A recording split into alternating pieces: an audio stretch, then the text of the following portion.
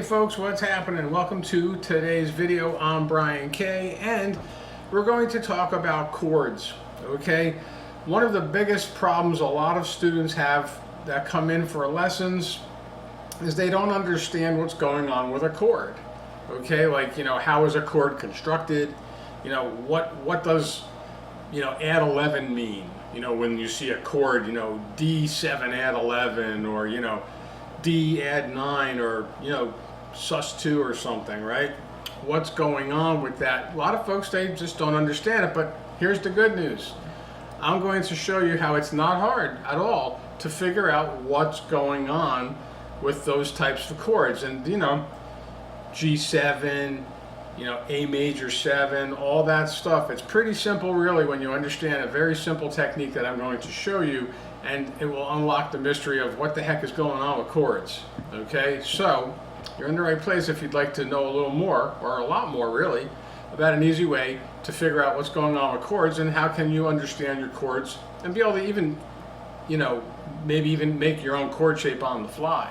Okay, so the major scale, you need to know the major scale to be able to do this easy exercise, and we'll just do our exercise. Well, let's go ahead and let's go to the key of G today. So we're in the key of G and we're looking at a G major scale, and if you don't know one, I'll show you one right now, but most folks do know their major scale, and the simplest one is the second finger major scale shape. Starts on a G note, in this case for a G major scale, second finger, 3rd fret. Put your pinky up at the 5th fret, then go to the A string, 2nd fret with the 1st finger, 3rd fret with the 2nd finger, pinky up at the 5th to go to the D string, 1st finger on the 2nd fret, 3rd finger on the 4th fret, and then your pinky up here at the 5th fret. And there's it's a 1 octave major scale,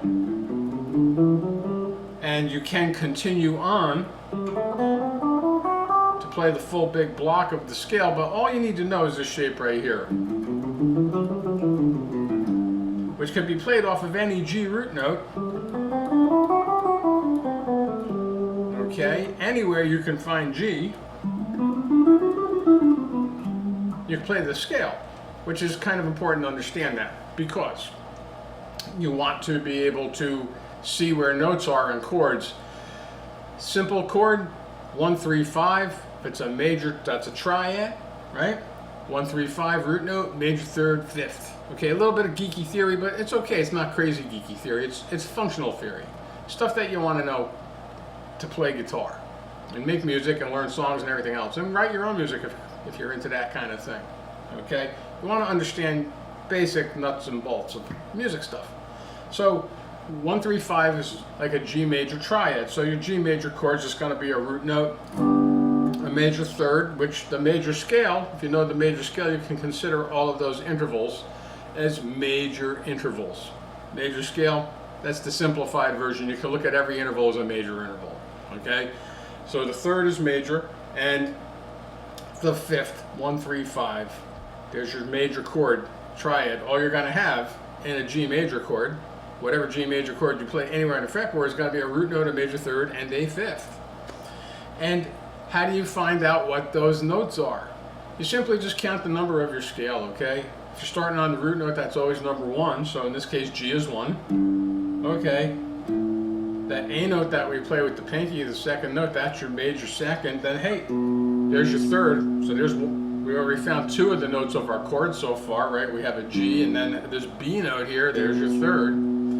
Keep going through your scale, right? Count the numbers. 4, 5, okay, 1, 3, 5. Well, the D note, there's the 5th note of our triad. So it's going to be G notes, B notes, and D notes in a G major chord, and that's all that's happening. And it's not even really, to be honest, a little secret. It's even not that important that you do know the note name. It's good that you do, but if you didn't know all the note names, you could still use this technique and you could still find the right information, even if you're not sure about what the heck the note names are. But you can see, just count the numbers. Just count the numbers. It's real simple. 1, 1st note, 3rd note, 5th note. Okay, well that's the triad, those are the notes, and that's all you're gonna find are those roots, thirds, and fifths on the G major chord. Doesn't matter how big or small the chord is, that's all that's going to be there. Okay, is roots, thirds, and fifths. Now, okay, now we'll just keep it to major chords for today's video. Okay, for this short video primer basically on easy to figure out what your chords are thing, right? Okay, now, let's see.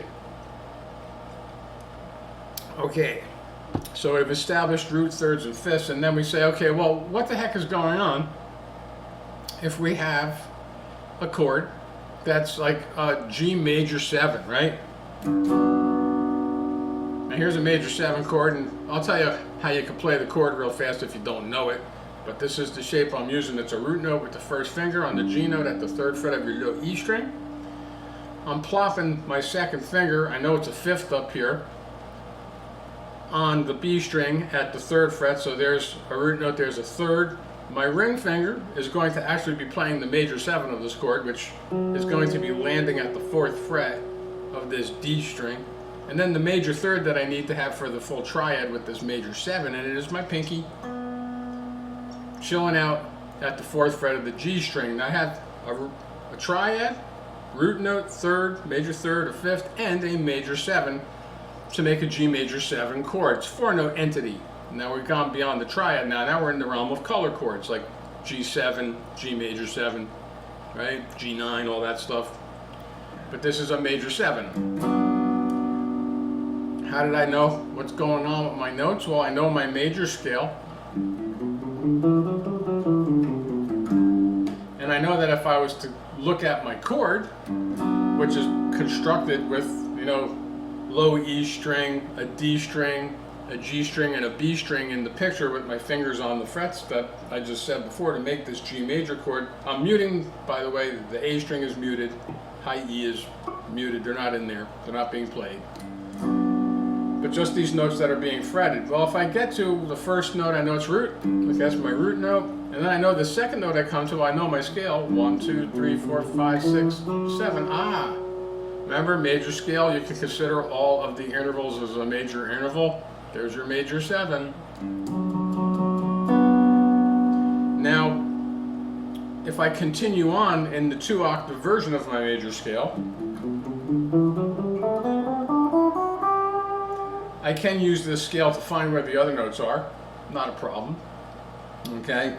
My pinky's going to be hitting a root note, which is going to be a 1 really. It's an octave, but it's just 1. If I just keep counting my notes the same way, 1, 2, 3, 4, right? There was 3. Okay, so that's where the 3rd is that my pinky's playing in this chord shape, right? And if I kept going in the scale, past the 4 up to the 5, right? 5. There's the 5th, and then the other notes would just keep going till you get to your G note again. You know, 6, 7, and then you're back home at 1, right? Okay. So I was able to use the major scale.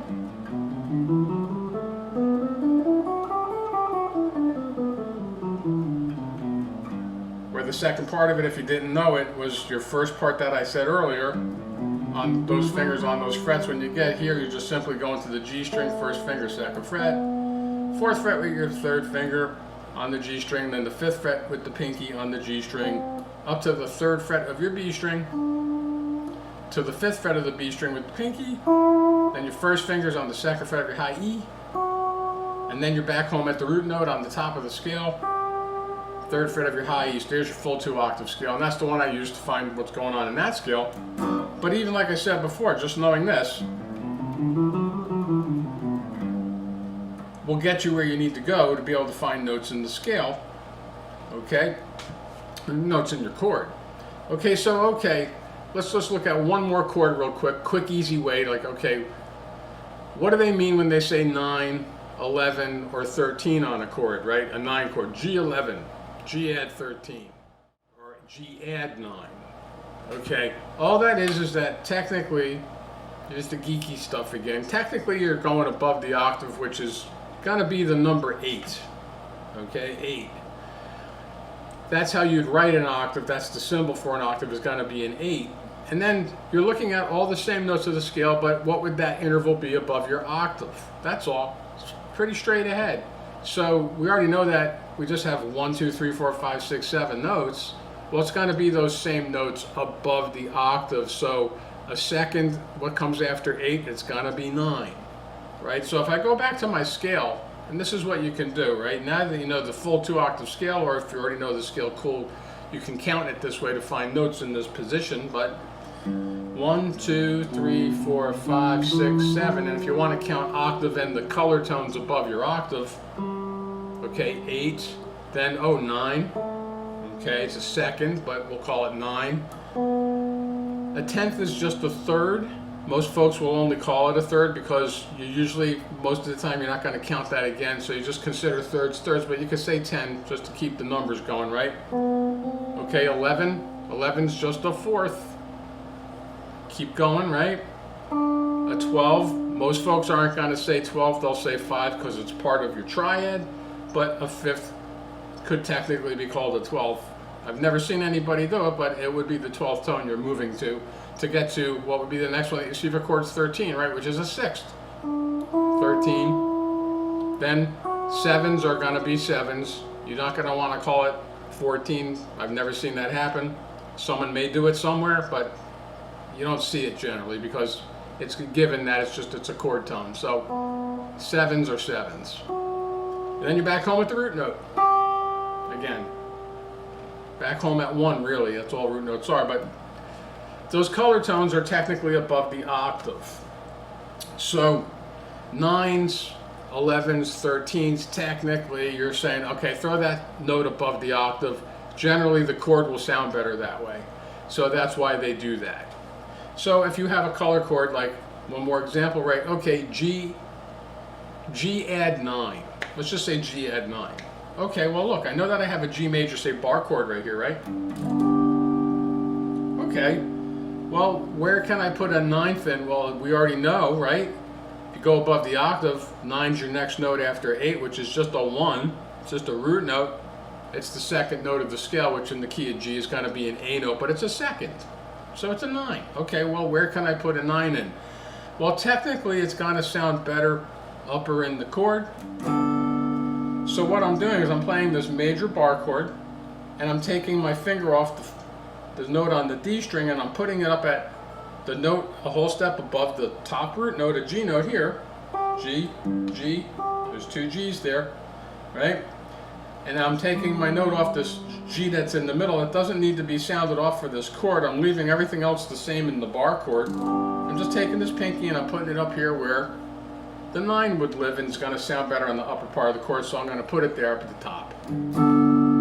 G add 9. Okay? So this is how you figure out what's going on with your chords. And it's, like I said, it's not that hard if you understand this, basically the secret squirrel information that now you understand, and you know that, oh, okay, I can use this kind of thing to figure out what's going on in a chord. It's really actually pretty simple to do. Not that hard, okay? So that's it for today. Take this information, have some fun with it, look around at chord shapes, see if you can start identifying notes in your chords using your scale. It's really cool to be able to do that, and it's empowering for your guitar playing. Now, if you'd like to be able to pull stuff like this into your guitar playing faster than you can just coming out on YouTube and looking at a video, or if you're on Facebook, wherever you might be checking me out today, okay? You can contact me. There's links in my description, private one-on-one instruction with me. Get you there a lot faster than coming out and learning things piecemeal by videos out here on the tube or on Facebook. Of course, there are other ways you can support my channel by checking out my music on Spotify or on Bandcamp. There's links in the description wherever it is that you're checking me out. Could be down there, could be up there. Okay, if you check me out on Facebook, like, share, subscribe to the channel. If you're checking me out on YouTube, like, share, subscribe to the channel. Okay? All right, man. We'll see you next time. Peace.